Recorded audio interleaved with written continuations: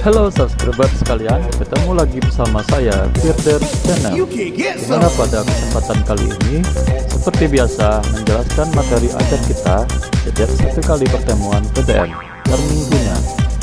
Yang mana di dalam video ini ada tugas berupa pertanyaan yang terletak pada menit-menit tertentu. Bagi subscriber yang belum subscribe, silahkan di subscribe dulu ya, guna mendukung channel ini. Jangan lupa like, komen, dan share sebanyak-banyaknya. Seperti apa kelanjutannya? Yuk tonton video ini dari awal sampai akhir. Masuknya agama Buddha. Pendapat para pedagang. Para pedagang India tinggal di Indonesia selama 6 bulan untuk menunggu angin muson sambil menyebarkan agama sebelum mereka pulang ke India. Pendapat Dharma Duta. 1. Merupakan orang-orang yang bertugas menyebarkan agama Buddha. 2. Golongan ini memiliki keahlian khusus di bidang keagamaan. Faktor-faktor yang menyebabkan agama dan kebudayaan Hindu-Buddha diterima di Indonesia. 1. Sejalan dengan budaya yang telah ada di Indonesia sebelum Hindu-Buddha masuk ke Indonesia. 2. Tidak ada paksaan yang mengharuskan masuk dalam ajaran ini. 3. Memakai strategi dalam menyebarkannya, seperti melalui kesenian, pendidikan, perdagangan, dan perkawinan. 4.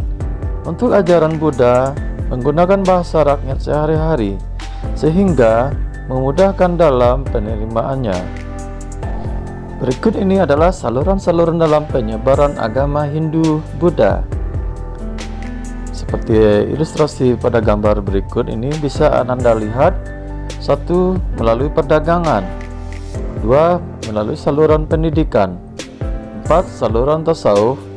5. Saluran perkawinan. Dan 6. Saluran seni budaya.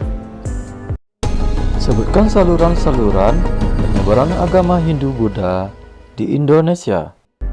Baik Ananda, kita lanjut slide berikutnya, yaitu agama Hindu. 1. Agama Hindu muncul di India sebagai akibat adanya perpaduan antara kepercayaan sinkretisme bangsa Arya dan bangsa Dravida. Bangsa Arya adalah bangsa pendatang dan bangsa Dravida adalah bangsa asli India. Hubungan kedua bangsa di bidang kepercayaan melahirkan kepercayaan baru, yakni Hindu. Ananda, di nomor 2 ini adalah nama dewa-dewa yang ada di Hindu. Hindu mengenal adanya pemujaan terhadap para dewa atau dalam kurung politeisme. Di antaranya para dewa yang paling dipuja-puja adalah Dewa Brahmana, Dewa Wisnu, Dewa Siwa, yang sering disebut Trimurti.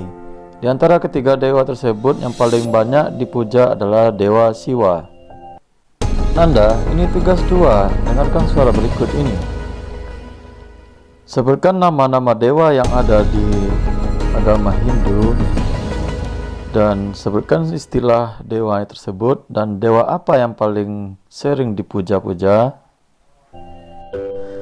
Baik Ananda, kita lanjut slide berikutnya, yaitu agama Hindu mengenal kitab suci yang dikenal dengan sebutan kitab suci Weda.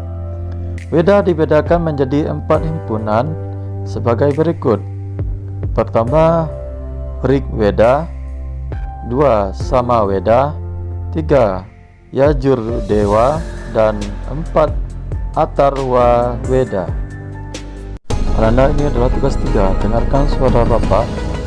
Sebutkan nama kitab suci agama Hindu dan ada 4 pembagiannya. Sebutkan 4 pembagiannya tersebut. Baik, kita lanjut kepada agama Buddha. 1.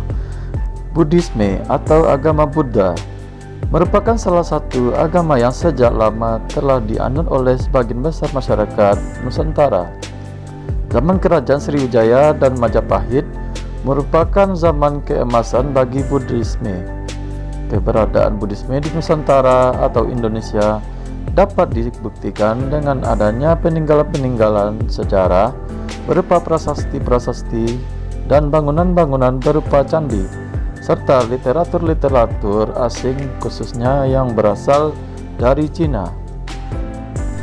2. Tradisi atau aliran agama Buddha yang dianut oleh masyarakat Nusantara pada awalnya adalah non-Mahayana. Namun, untuk perkembangan selanjutnya, Mahayana dan Tantrayana menjadi lebih populer di masyarakat. 3. Dari peninggalan sejarah juga dapat dilihat bahwa telah terjadi sinkretisme atau sinkretisasi antara agama Hindu Siva dengan Buddhisme Mahayana di Indonesia. Ananda, ini adalah tugas 4. Sebutkan faktor-faktor yang menyebabkan masuknya atau diterimanya agama dan pengaruh Hindu-Buddha di Indonesia. Silahkan dijawab. Berikut ini adalah pengaruh agama dan kebudayaan Hindu-Buddha di Indonesia.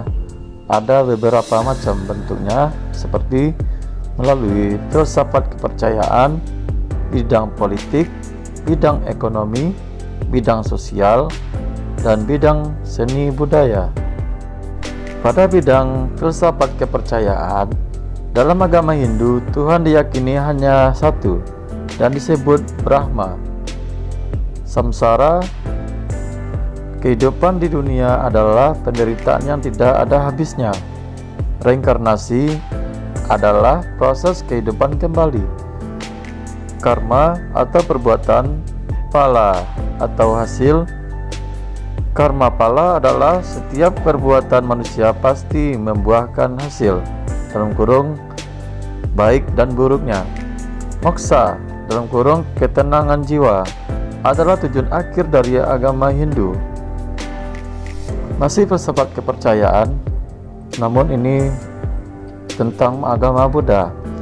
Pada agama Buddha tidak memiliki konsep ketuhanan. Buddha, dalam kurung pencerahan sejati, adalah tujuan akhir dari agama Buddha. Pada bidang politik, munculnya kerajaan yang bercorak Hindu-Buddha. Sebelumnya kekuasaan masyarakat ada di tangan kepada kepala suku, namun kemudian berubah menjadi sistem kerajaan. Susunan pemerintahan makin luas. Berdirinya kerajaan akan diikuti aturan yang mengikat hubungan raja dan rakyatnya, seperti undang-undang yang mengatur masalah-masalah politik, agama, dan lain-lainnya. Pada bidang ekonomi, wilayah perdagangan makin luas. Kerajaan tidak hanya diperfungsi sebagai pusat kegiatan politik saja, tetapi juga kegiatan ekonomi. Feodalisme makin cepat. Munculnya kerajaan baru akan memunculkan susunan masyarakat yang baru, seperti raja dan bangsawan yang merupakan golongan elit dan golongan masyarakat kelas bawah yang siap diperintah. Pada bidang sosial, munculnya sistem kasta. Munculnya sistem kasta dalam masyarakat Hindu menjadi fenomena baru bagi masyarakat Indonesia. Pada bidang seni budaya, seni dan bahasa, huruf Pallawa dan bahasa Sanskerta banyak dipakai dalam penulisan prasasti, sastra, lukisan, kitab, dan lain sebagainya. Pada seni bangunan, seni patung, seni ukir, dibangunnya candi-candi untuk memuja dewa maupun untuk memuliakan raja, pembuatan patung-patung, relief, tugu, dan lain sebagaimananya. Ananda, ini adalah tugas 5 atau tugas terakhir, yang mana pertanyaannya adalah jelaskan 5 dari bidang yang mempengaruhi masuknya pengaruh agama Hindu-Buddha di Indonesia. Ada 5 bidang yang menjelaskan, dan jelaskan kelima bidang tersebut. Baik Ananda, itulah kegiatan hari ini dan bentuk penugasan hari ini. Kita akhiri saja. Jika ada kekurangan dan kesalahan, mohon maaf lahir batin. Assalamualaikum warahmatullahi wabarakatuh.